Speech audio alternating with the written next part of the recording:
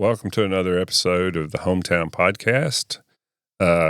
This is just a continuation of a series of episodes we're having where we're wanting you to get to know some of the folks that maybe you don't see day to day. And even if you do, just get to know them a little more personally, where they come from, just your basic things. But, just get to kind of personalize that banker that's standing there that is doing something for you.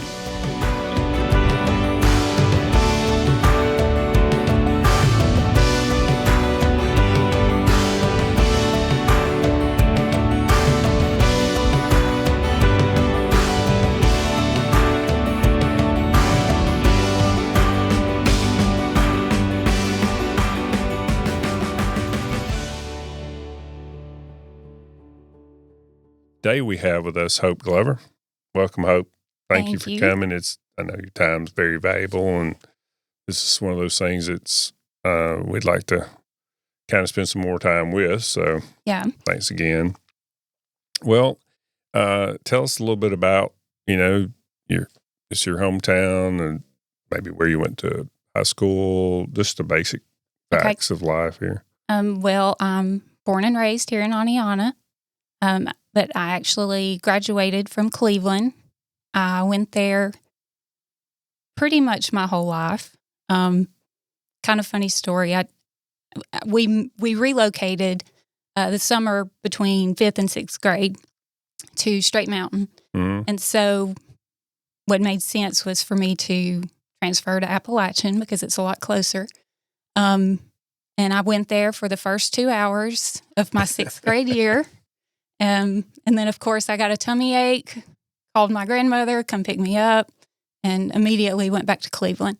Yeah. So that's where I graduated from. So really, I went to Cleveland my whole life. But So Cleveland High School, Cleveland, mm-hmm. Everything. Yeah. Okay. And then from there, how did you end up from there to hometown, I guess? I met Suzanne Robertson through my husband and his family. His aunt is actually really good friends with Suzanne.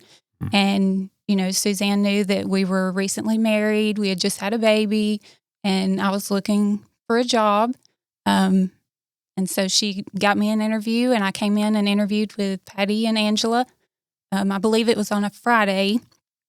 And they asked if I could start work Monday. And I was like, sure. I've got a 5-week-old, so I'm going to have to go get a wardrobe. It's a little different, but so started that following Monday. Yeah, you got an opportunity to be in the double-wide trailer with us. Yes. Yeah. That was a very interesting environment. And it was a little more crowded every time we hired somebody, a little more crowded every time we gained customers, so. Yeah. But it was like I said, it's unique. You know a little bit about everything. Yeah. And you were close to everybody, so you got to know everybody a little better physically too. Right. Close to everybody. We were very close. I think 3 people in one office. Yeah, we were stretched for space, as I said, So those are interesting times, things we think about and want to. I have, what people forget are the parts like the 1 bathroom, not 2. Yes. And we didn't put a bathroom in the add-on single wide we put behind the double wide. Mm-hmm. And so they had to come to the front. Come use the front. Rain or shine. Yeah. And we didn't have any room for storage, so everything was just kind of stacked up around you all the time. And and you could hear footsteps in a trailer, in a mobile unit. There's the wood, you could hear everybody's movements and all this noise, and air conditioning, heating was awful. Why we make it out to be anything really nice, it's kind of like the good old days, we're not really very good at considering. So you have to progress. It's just something you learn from. But, okay, so kids? I've got a few. I've got 4. I have Andrew is my youngest, so Andrew's in 8th grade. Caleb is a sophomore. Both of them are at Aniana. Both of my girls graduated from Aniana, and they are currently at JSU. I have a sophomore and a junior there. Yeah. So life moves on, right? Because Caitlin was 5 weeks old when I started. Started to work here. Yes. Yeah. We were talking about this a little bit earlier about how, I don't get to see, obviously Caitlin, your daughter, you've seen her almost every day Mm-hmm. growing up. I only get to see them 3 or 4 times a year max. Right. And it's like they're moving in stairs, like not stair steps, but like hopping up, Right. and leapfrogging each other. Yeah. They've just about all passed me. Andrew, he measures every day. Every day he thinks he's taller than me, but he's not quite there yet. So that's what he's working toward. Yes. Yeah. Just getting that size. Oh, me. Well, that's always, kind of interesting how the kids, what is it they're interested, what is it they want to overcome on the parent, right? Get bigger or something. Yeah. Right. So any interest for the kids? I mean, what kind of things do they like to do? You mentioned what they're doing, but I mean. Right. Both of the boys are involved in baseball. They play for the school and then do a little bit of travel ball as well. The girls have kind of outgrown that. They were involved in sports too when they were in school, but yeah, they're busy with college and working. Caitlin actually works here at the bank remotely from Jacksonville. And then Bailey, she just recently got a job at the Silver Lakes Golf Course. And then she also works with my grandmother cleaning offices. Yeah, I always encourage people to let their kids work. Oh, yeah. Or encourage their children to work during college because it builds that sense of responsibility and discipline because they're not with you. Right. So they have to do it on their own. I think it's a great idea and it'll bode well for a long time. So I have a tendency to forget about the spouse. But, okay, so your husband? Yes, Brandon Glover. If you're from the Aniana or Blount County area, you're probably familiar with him through Glover Wrecker Service. Yeah. That was started by his dad. So, and Brandon grew up here too, I guess. Yes. Mm-hmm. So, real Blount County, roots and yes, real Blount County heritage, really. I mean, I've spoken to Hope a couple of times about her.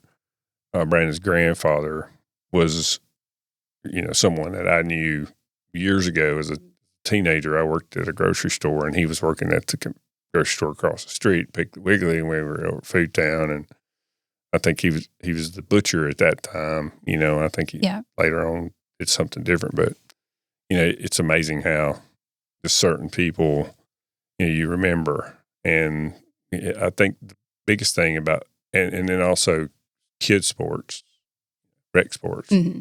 He was involved in that too. So it all makes a circle and we enjoy it. I mean, it's kind of fun to go back and look at it. Oh, yeah. Yeah.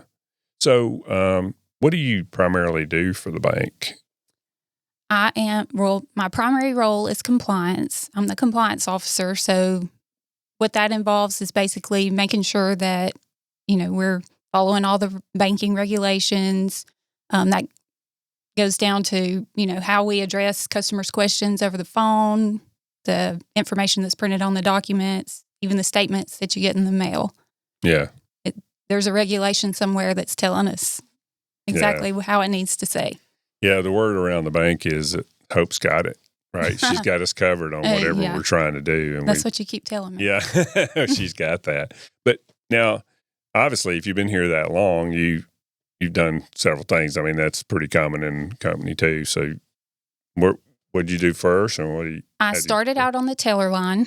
So when we were in the trailer, I was on the teller line there, worked the drive-through. Then when we transitioned to our Aniana building, I made the move back to loan operations. I worked in there a while, did some loan processing. We kind of created a new role, a loan admin role, dealt with loan reporting. And then I transitioned over to compliance after some nudging from you and Patty. Right. Well, we, have to challenge people, right? Right. And that's, do you remember a challenge maybe that you've confronted? Was that the biggest challenge you've confronted as far as working here? Oh, yeah. I would definitely say that's one of the biggest things. And it was more just a confidence issue, I think. Mm-hmm. It just felt like a lot of responsibility. That's a big deal. We don't want to get in trouble with examiners. But yeah, just you guys had the faith in me, but I didn't necessarily have it in myself. So it took that encouraging and making that leap. Right. I mean, that's really what it comes down to. Yeah. So sometimes we all face those, and we just in retrospect, not at the time, right? But in hindsight, we're always like, "Wow, that's the best thing." Or one of the things that has really helped propel things for me. Right. So that's important. Well, what kind of things do you guys like to do when you're not at the ball field? So we are at the ball field a lot.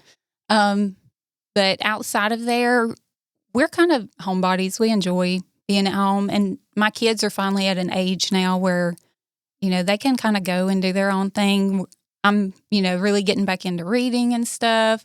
I've taken up some watercolor painting, which is new. I'm not any good at it, but I'm learning. I'm doing some YouTube videos and stuff. And, really? And the kids are joining in on that some too as well. But, I'm finally to the point where I have some time for me, and I really haven't had that in a long time.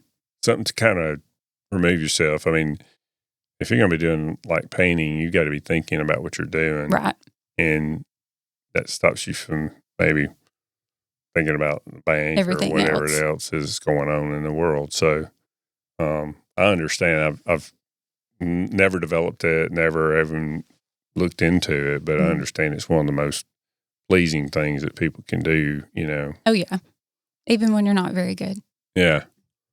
Well, one final question, Hope, and that is, what is it that you're really enjoying about life? I mean, what is the biggest thing that you got going on that you're really having fun doing? I mean, for me, I think that's always spending time with my kids. Whether it's at the ball field or, we'll go visit the grandparents' place at the lake, but just anything that we can do to spend time together. Is there something unique about working at HomeTown that you either enjoy or challenges you or, just something different? I mean, I think there's a lot of unique things about working at HomeTown. The first one that comes to mind for me is just the way that we've always had a voice here. I feel like a lot of organizations are very, they're very based on positions and roles. And, here we've kind of prided ourselves on all being bankers. And in that, every banker here has a voice. So if there was ever a concern or an issue that, I identified or just felt like, maybe I needed to talk to you or Patty or anybody about something, like I could always have that conversation and know that you guys were going to be receptive to it.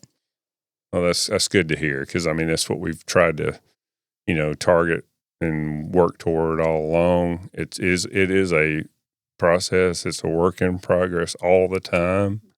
And, empowering people isn't just saying you can do it, but giving them all the tools that they need and that kind of stuff. And so that's great to hear. I'm glad that you feel that way. So, well, thanks again for joining us on the HomeTown podcast, and we'll see you again next time.